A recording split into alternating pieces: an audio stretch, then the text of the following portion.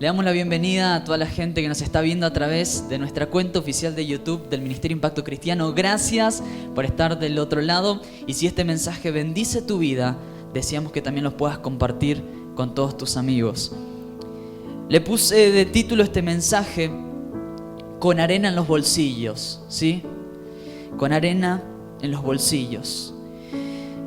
Y ahora, mientras que avancemos en esta noche, lo va a entender bien. Pero yo quiero que, ahí donde están, si ustedes tienen algo para anotar, un celular, lo que sea, el celular lo ponen en modo avión, para que no aparezca ningún WhatsApp desprevenido por ahí.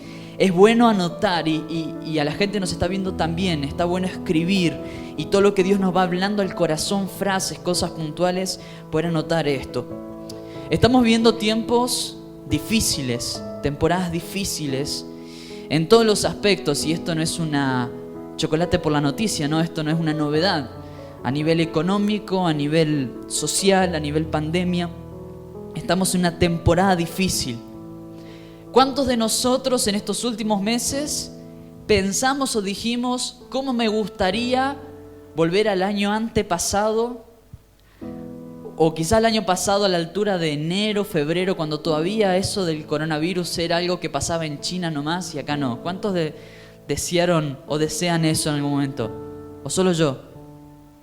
Bueno, sé que nadie desea volver a la normalidad, ¿no? Yo en muchas oportunidades, en reiteradas oportunidades, como les dije el culto pasado, si hay algo por lo cual yo me quejé fue por la cuarentena, ¿sí? Y por la pandemia. Creo que no es una situación agradable la que estamos viviendo, experimentando, pasando. Y parece que recién ahora como ciudad nos está pegando más fuerte que nunca. Estamos escuchando muchos casos y muchas noticias lamentables. Por eso es que muchas veces, no solamente con esto de la pandemia es simplemente un ejemplo. Pero quiero que se pongan a pensar en sus vidas, en su infancia, en su adolescencia. Muchas veces escuché esto que me han dicho, antes estábamos mejor, antes no había tanta delincuencia, antes vos podías dormir con las puertas abiertas, ventana abierta y no pasaba nada, antes hacíamos determinadas cosas en la iglesia, antes, los tiempos anteriores fueron mejores y este tipo de pensamientos, ¿no? ¿Por qué tenemos estos pensamientos? Porque quizás lo que vivimos fue bueno, quizás lo que experimentamos fue bueno. Yo les cuento a modo de anécdota, mi adolescencia y mi infancia fue en 2 de mayo y en la iglesia ya fue donde yo de alguna manera crecí y conocí a Dios y nosotros teníamos un grupo de jóvenes que se llamaba New Life, Nueva Vida significaba, hasta nombre en inglés teníamos, era súper top, súper sofisticado nuestro nombre, nos sentíamos muy bien. ¿A dónde vas? Voy a New Life, ¿no? Nos sentíamos re cheto con esto de hablar en inglés, ¿no? Una vez me preguntaron, ¿por qué no ponen un nombre más tradicional en guaraní, en portugués? No, nosotros queríamos ser yanquis, estar allá en Estados Unidos. Y nuestro grupo de jóvenes se llamaba de esta manera, New Life. Y recuerdo que fue una etapa muy linda, en donde crecí, donde conocí a Jesús, donde experimenté lo mejor que podría haber vivido con Dios. Pero los años pasaron y hoy yo he vuelto en varias oportunidades y obviamente que los chicos que estaban en ese tiempo ya no están más, porque cada uno tomó su rumbo, su lugar, el grupo fue cambiando, cambió de nombre, cambió todo.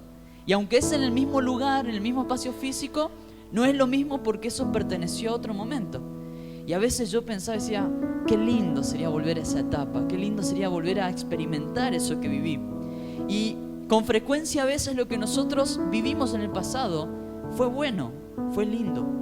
El problema de esto es que si nosotros tenemos constantemente nuestra mirada en el pasado, esto va a determinar nuestra mirada hacia el futuro. Y si vos constantemente pensás que lo que ya pasó fue mejor que lo que estás viviendo hoy o lo que va a venir, tu mirada hacia el futuro se distorsiona completamente porque tu corazón está atrás y no adelante. Y yo quiero hablar precisamente de esto, de algo que Dios vino trabajando en mi corazón este último tiempo.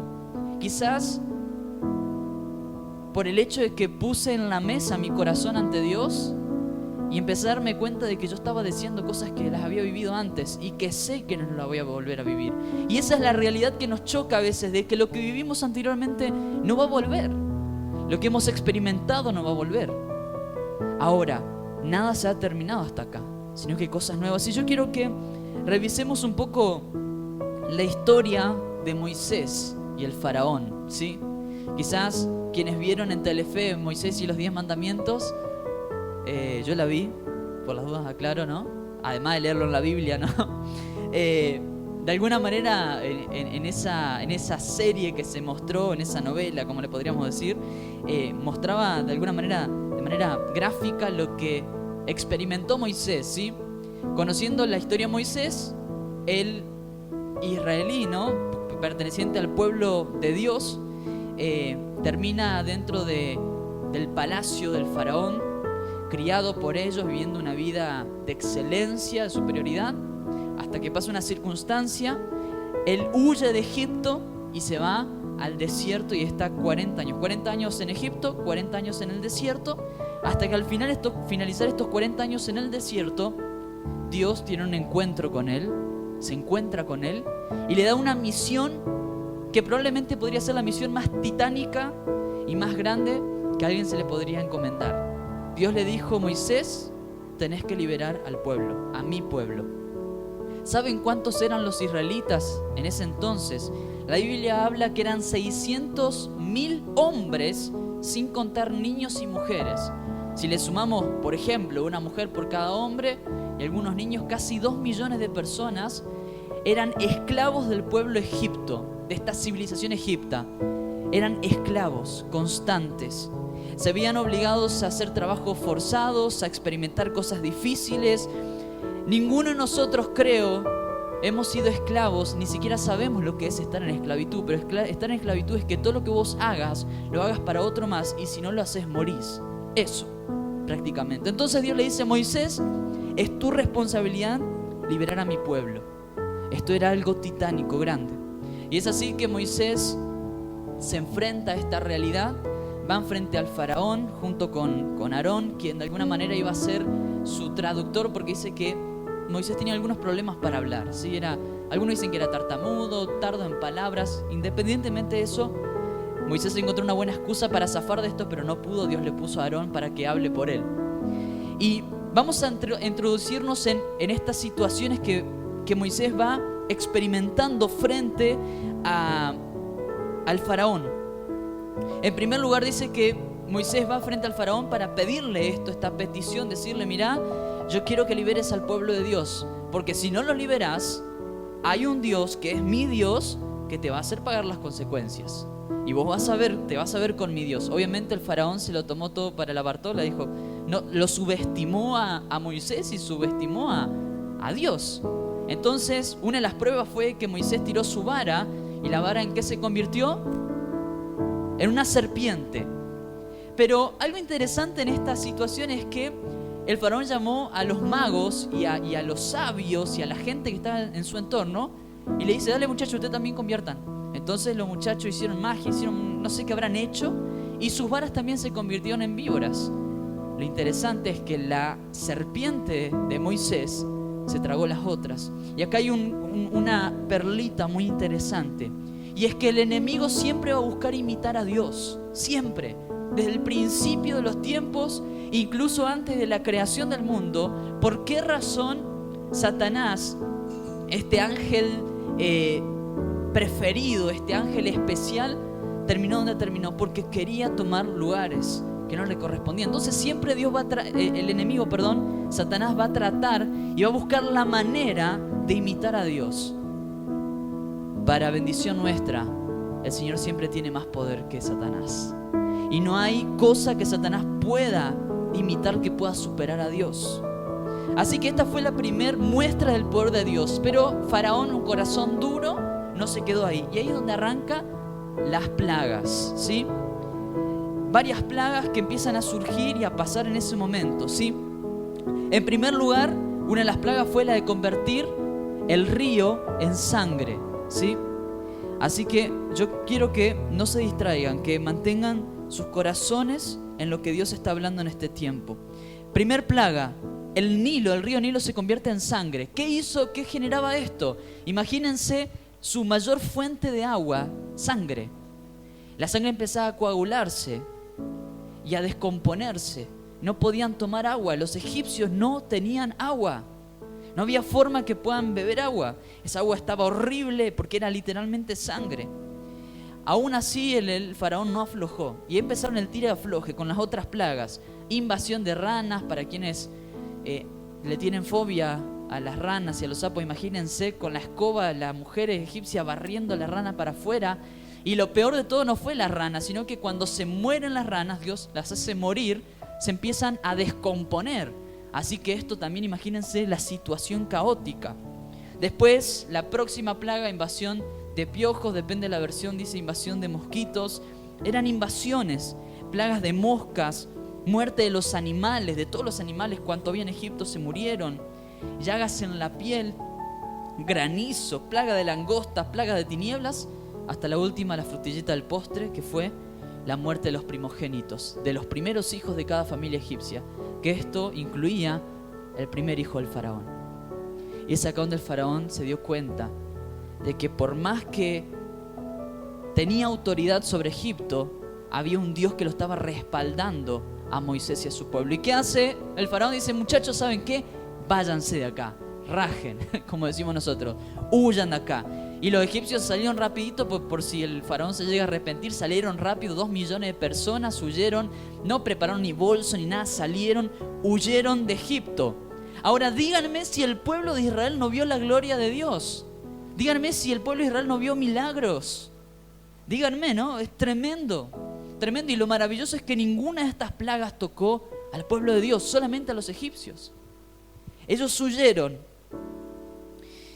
Y es por eso que dicen los versículos en Éxodo capítulo 12, versículo 31 al 32 y después 40 al 41, dice: esa noche el faraón mandó llamar a Moisés y a Aarón y les dijo a gritos: lárguense, váyanse, dejen en paz a mi pueblo, les ordeno, y llévense a todos los demás israelitas con ustedes. Vayan y adoren al Señor como han pedido. Llévense sus rebaños y sus manadas como dijeron. Márchense ya, váyanse, pero bendíganme al salir. El pueblo de Israel había vivido 430 años en Egipto. 430 años. 5 generaciones prácticamente vivieron bajo la esclavitud de Egipto. De hecho, fue precisamente el día en que se cumplían los 430 años que toda esa gran multitud del Señor salió de Egipto. Dios es increíble, es maravilloso. Entonces salieron los los israelitas, se me van a mezclar los términos, los nombres. Salieron los israelitas por el desierto huyendo. Y dijeron: bueno, muchachos, ya está. Qué grande es Dios. Seguramente salieron cantando, alabando, adorando. Al fin el loco este nos dejó. Estamos tranquilos. Pero ¿qué pasó? Cuando el faraón vio que se fueron y empezaron a acampar los israelitas al lado del Mar Rojo, cambió de parecer. Dijo: estos tipos a mí no me van a ganar. Aún habiendo perdido el hijo y habiendo destrozos en la ciudad, dijo: yo de todos modos voy a sacar mi tajada de esto. ¿Y qué? Tomó todo su ejército egipcio y fueron detrás de los israelitas. Esto lo encontramos en Éxodo capítulo 14, de 9 al 12. Dice: los egipcios los persiguieron con todas las fuerzas del ejército del faraón, todos sus caballos y carros de guerra, sus conductores y sus tropas, y alcanzaron al pueblo de Israel mientras acampaba junto al mar. Mientras el faraón se acercaba, los israelitas levantaron la vista y presten atención a esta situación. Se llenaron de pánico al ver que los egipcios los alcanzaban. Entonces clamaron al Señor y dijeron a Moisés: ¿por qué nos trajiste aquí a morir en el desierto? ¿Acaso no había suficientes tumbas para nosotros en Egipto? ¿Qué nos has hecho? ¿Por qué nos obligaste a salir de Egipto? ¿No te dijimos que esto pasaría cuando aún estábamos en Egipto? Te dijimos: déjanos en paz, déjanos seguir siendo esclavos de los egipcios. Es mejor ser un esclavo de Egipto que un cadáver en el desierto. Y yo me imagino que Moisés en ese momento habrá tenido ganas de darle un tongo en la oreja a cada israelita. Porque pienso yo, los israelitas vieron la gloria de Dios. Vieron el poder de Dios, la sobrenaturalidad de Dios. Pero cuando empezaron a ver de que estaban entre la espada y el mar, literalmente, cuando veían que venían los egipcios a matarlos ahí en el desierto, dijeron, ¿qué hicimos? Moisés, ¿por qué te hicimos caso a vos? Era mejor ser esclavos allá. Imagínense la mentalidad tan limitada que tenían los israelitas, que preferían ser esclavos en Egipto, preferían volver a la esclavitud. Y yo pensaba, y es aquí donde viene el título, con arena en los bolsillos, porque muchas veces nosotros, porque hemos visto la gloria de Dios hace un tiempo atrás, o hemos visto cosas buenas, o la pasábamos bien, o vimos cosas tremendas, hoy cuando empezamos a ver que las cosas salen mal, deseamos volver para atrás. Lo triste de todo esto es que muchas veces a lo que nosotros queremos volver es a esclavitud. Lo triste es que cuando estamos en este tiempo todavía tenemos la arena de Egipto en los bolsillos, porque no nos hemos despojado de lo que vivimos atrás. Y arena en los bolsillos significa decir, en el lugar de los israelitas, hubiésemos preferido estar allá. Todavía tenían en su corazón el recuerdo aún de la esclavitud, pero preferían eso ante la situación que estaban viviendo. Ellos deseaban lo que habían vivido durante décadas, durante años, durante 5 generaciones de esclavitud, deseaban eso. ¿Por qué? Porque de pronto se ven en aprietos, ven que las cosas no están saliendo como esperaban. Y qué malagradecidos que somos a veces y cómo nos cuesta comprender el poder de Dios, aún habiendo visto el poder de Dios y lo grande que Él fue con nosotros. Aún seguimos pensando de que la situación que estamos viviendo nos va a atropellar. Aún estamos pensando que la enfermedad que tenemos nos va a tirar. Aún estamos pensando que la crisis económica, el presidente y cuanto esté en autoridad nos va a derribar. Nos enfrentamos a pecados y seguimos pensando que estas cosas que estamos viviendo hoy nos van a tumbar, aun cuando vimos o sabemos que Dios tiene poder. Pero algo que me impacta mucho en los siguientes versículos, en el mismo capítulo, pero en los siguientes versículos del 13 al 18, cuando el pueblo empezó a quejarse y decirle a Moisés, ¿por qué nos trajiste acá? Preferíamos morir allá en tumbas que morir acá en el desierto. Cuando le empezaron a cuestionar esas cosas, Moisés les dijo, no tengan miedo, solo quédense quietos y observen cómo el Señor los rescata hoy. Esos egipcios que ahora ven jamás volverán a verlos. El Señor mismo peleará por ustedes. Solo quédense tranquilos. Luego el Señor le dijo a Moisés. Moisés trató de apaciguarlo, decir, muchachos, tranquilícense, Dios se encarga. Pero Dios le dijo algo a Moisés. Le dice, ¿por qué claman a mí? Dile al pueblo que se ponga en marcha. Le dice, ¿por qué están llorando? ¿Por qué se están desesperando? Pónganse en marcha. Toma tu vara y extiende la mano sobre el mar y divide las aguas para que los israelitas puedan pasar por el medio del mar pisando tierra seca. Yo endureceré el corazón de los egipcios y se lanzarán contra los israelitas. La grandeza de mi gloria se manifestará por medio del faraón y su ejército, sus carros de guerra y sus conductores. Cuando mi gloria se exhiba por medio de ellos, todo Egipto verá mi gloria y sabrá que yo soy el Señor. Y acá hay algo tremendo para tu vida y para mi vida. No importa cuán grande sea el ejército del faraón que viene en tu contra, no importa cuán peligrosa sea la pandemia, no importa cuán conflictiva sea la situación social, nada es más fuerte que Dios. Y es más, Dios utilizará lo peor para hacer algo sobrenatural. Pero el problema es cuando nosotros estamos en esta posición de israelitas, de estar desesperándonos, angustiándonos, diciendo, Señor, ¿dónde nos trajiste? ¿Por qué esto? ¿Por qué aquello? ¿Por qué a mí me pasa esta situación? ¿Por qué yo lo tengo que vivir de esta manera? Y nos quejamos y nos quejamos. Nos quejamos, ¿por qué? Porque sabemos que hace un tiempo atrás no teníamos esta situación y hubiésemos preferido estar allá. Pero preferir estar atrás es tener arena en los bolsillos, es tener arena de Egipto y estar prefiriendo la esclavitud antes que la libertad que Dios puede darnos. Por eso a mí me impacta tanto esta historia. Y hay una frase que escuché hace un tiempo atrás que dice algo más o menos así: nos hemos acostumbrado tanto a las cadenas que terminamos enamorándonos de ellas. ¿Y cuántas veces estamos enamorados de lo que hemos vivido? si pudiera volver a aquello, si pudiera volver a experimentar aquello. Éramos tan felices y no sabíamos. Cuando nos podíamos abrazar, cuando no había policía dando vuelta, cuando ese barbijo endemoniado no lo teníamos que tener en la cabeza. Qué felices que éramos. Y no nos habíamos dado cuenta, qué libres que éramos. Y nos equivocamos. Porque si el presente y el futuro no fuese mejor que el pasado, Dios sería un Dios totalmente limitado. Si como hijos de Dios lo que está por venir no va a ser mejor, no mejor a nuestra estructura, mejora los planes de Él para con nuestras vidas. Porque de hecho la situación va a seguir empeorando probablemente, y esto es una realidad. No sabemos qué va a venir en el futuro, pero nosotros sabemos que somos hijos del Rey de Reyes, Señor de Señores. Entonces, ¿qué puede estar mal si Dios está con vos?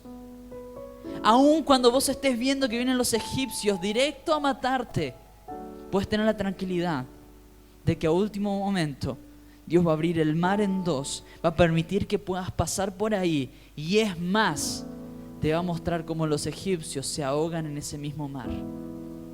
Porque Dios utiliza lo peor para glorificarse a través de eso.